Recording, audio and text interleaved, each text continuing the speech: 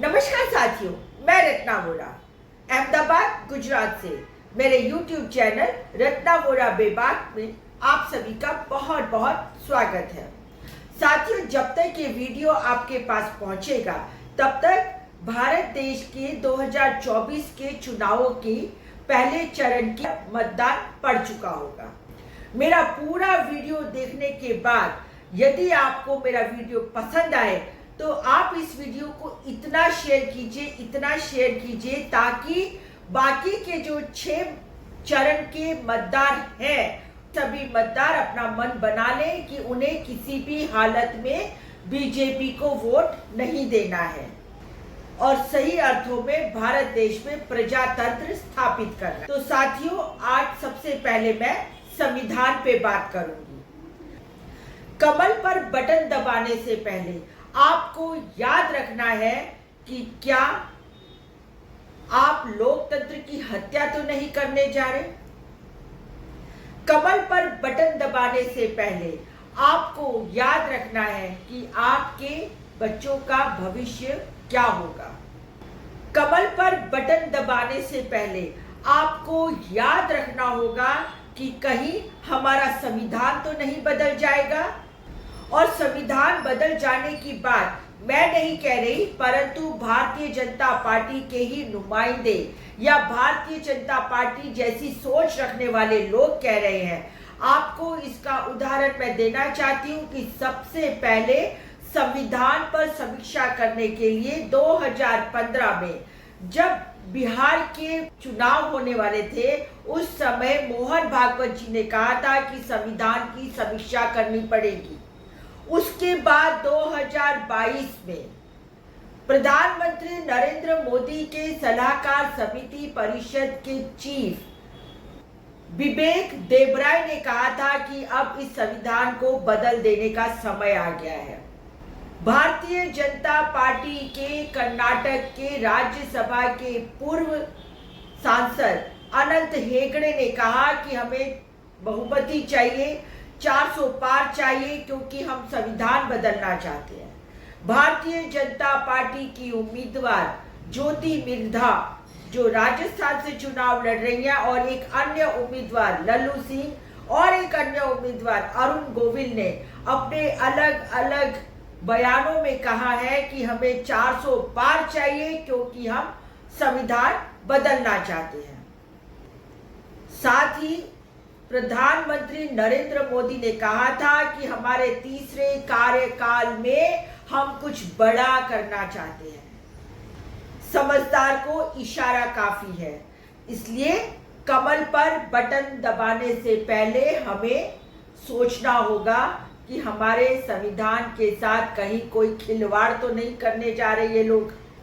दूसरी बात, अब मैं भारत देश की महिलाओं की सुरक्षा और अस्मिता के बारे में कहना चाहती हूँ। तो साथियों, कमल पर बटन दबाने से पहले आपको याद रखना है किस तरीके से मणिपुर में 2 महिलाओं को निर्वस्त्र घुमाया गया और आज तक प्रधानमंत्री नरेंद्र मोदी मणिपुर नहीं गए हैं।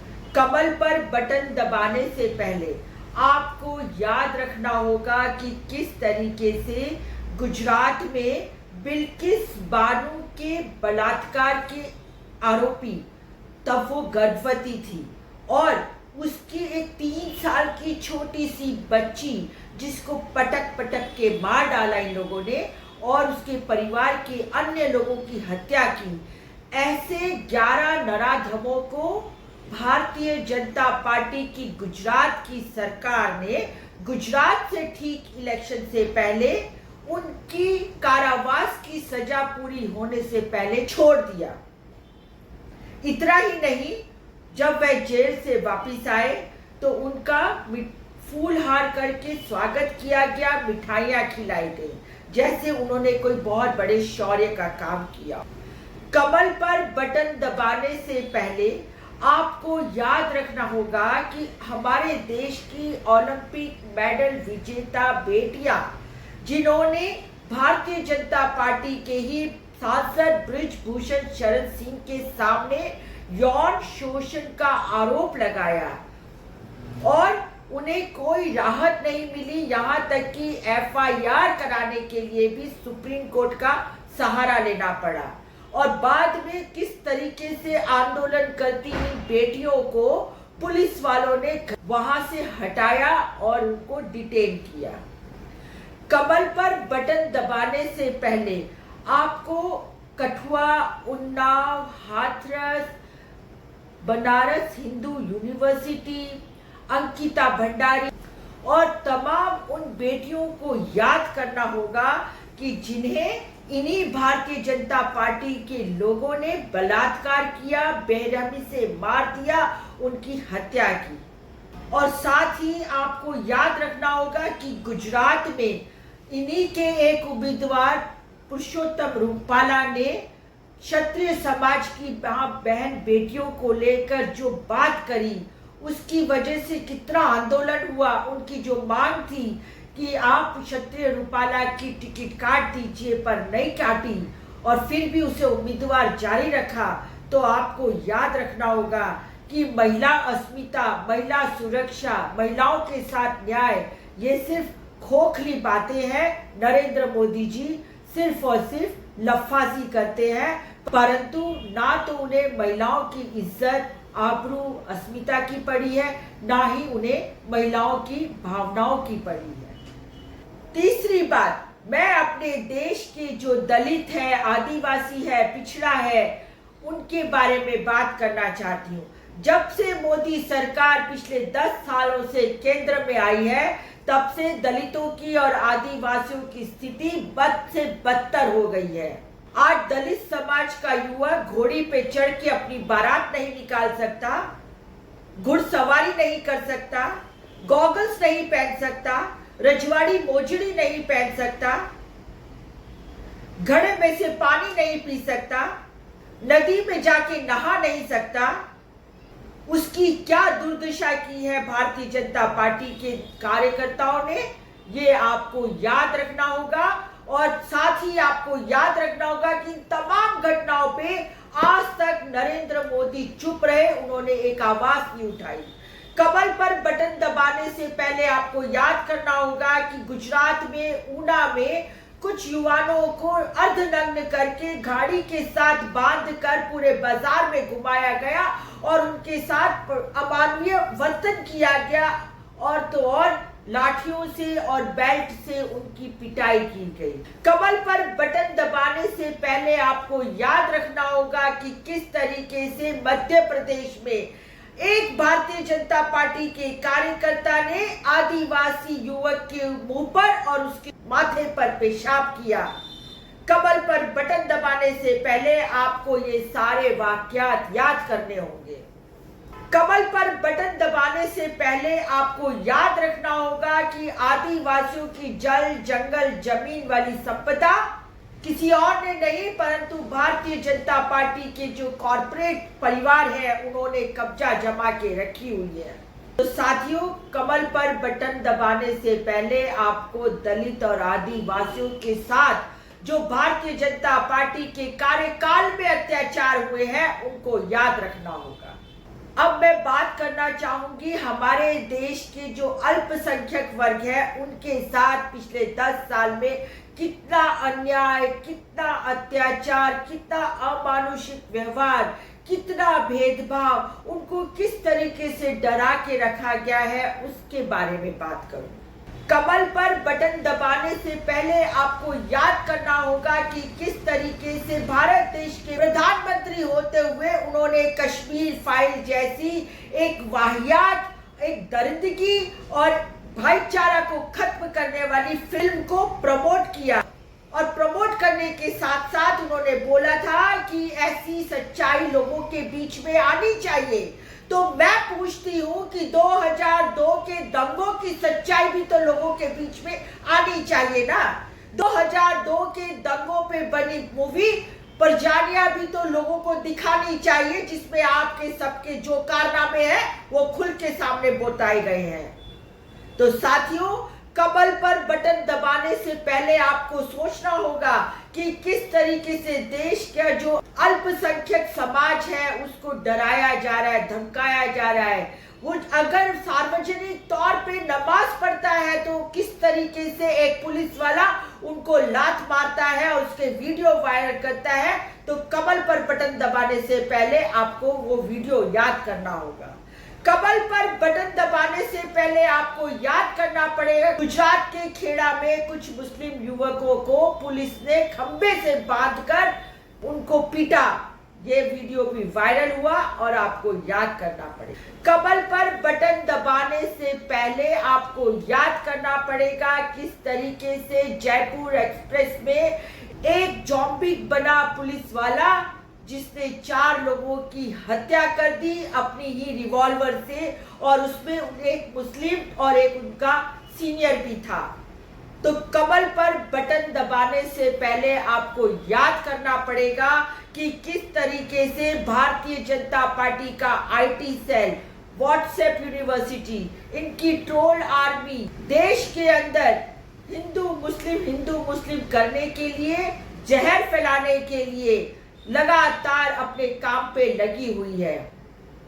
कमल पर बटन दबाने से पहले आपको याद करना होगा कि कर्नाटका के इलेक्शन से पहले हिजाब का मुद्दा उठाया गया और उस वजह से हमारी जो पढ़ने वाली बेटियां हैं उनको किस तरीके से भारतीय जनता पार्टी ने नुकसान पहुंचाया, उनकी शिक्षा में नुकसान पहुंचाया। कमल पर बटन दबाने से पहले आपको याद रखना होगा कि किस तरीके से मोहम्मद अखलाक, जिसको गौ मास के नाम से उसकी लिंचिंग कर दी गई, और ऐसे कितने ही लोग हैं जिनको गौ मास के नाम पर लिंचिंग कर दी गई, इस बात को याद करना होगा। कमल पर बटन दबाने से पहले अगर देश का भाईचारा खत्म करने का किसी ने पाप किया है तो ये सिर्फ और सिर्फ भारतीय जनता पार्टी की ट्रोल आर्मी, व्हाट्सएप यूनिवर्सिटी और इनके आईटी सेल ने किया है। हर एक काम में वे हिंदू मुस्लिम का एंगल देखते हैं।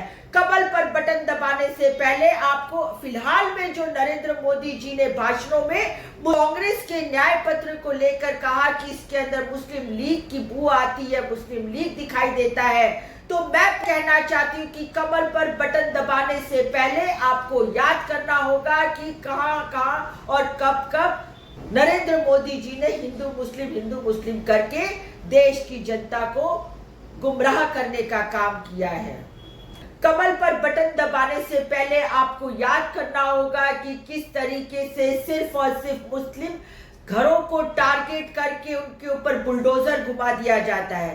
कमल पर बटन दबाने से पहले आपको याद करना होगा कि ये भारतीय जनता पार्टी के गुंडे, ये आरएसएस के गुंडे, ये बजरंग दल के गुंडे मस्जिदों पे चढ़ते हैं और भगवा लहराते हैं और डीजे से अश्लील नृत्य करते हैं और किसी भी तरीके से देश के वातावरण को प्रदूषित करने का काम करते हैं अपनी एक कौमवादी मानसिकता, सांप्रदायिक मानसिकता के चलते।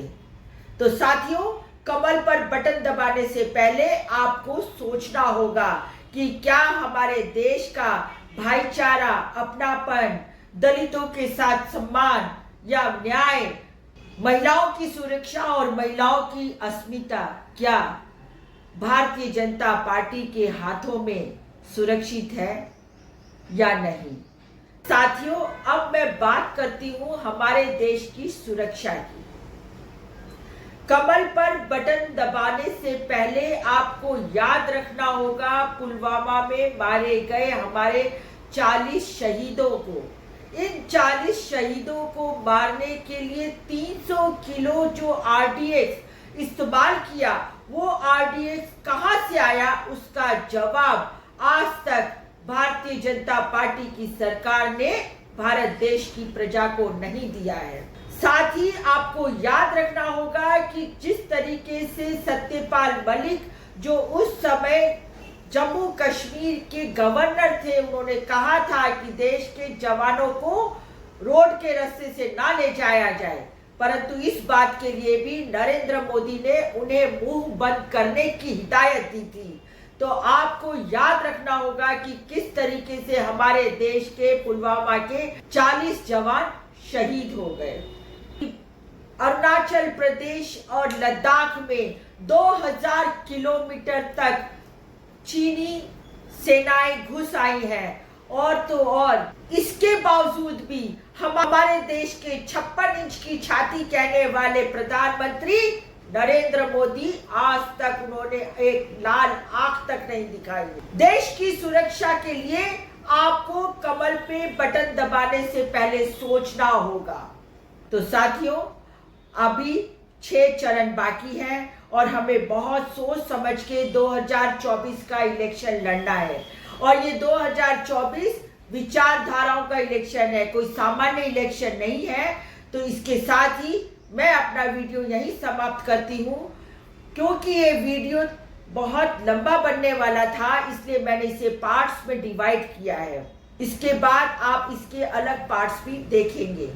आप मेरे वीडियो को लाइक कीजिए, सब्सक्राइब कीजिए मेरे YouTube चैनल रत्ना वोरा बेबाक को, और साथ ही आप मुझे फेसबुक, इंस्टा और एक्स पर भी फॉलो कर सकते हैं। फिर मिलती हूँ इसके नेक्स्ट पार्ट के साथ। नमस्कार।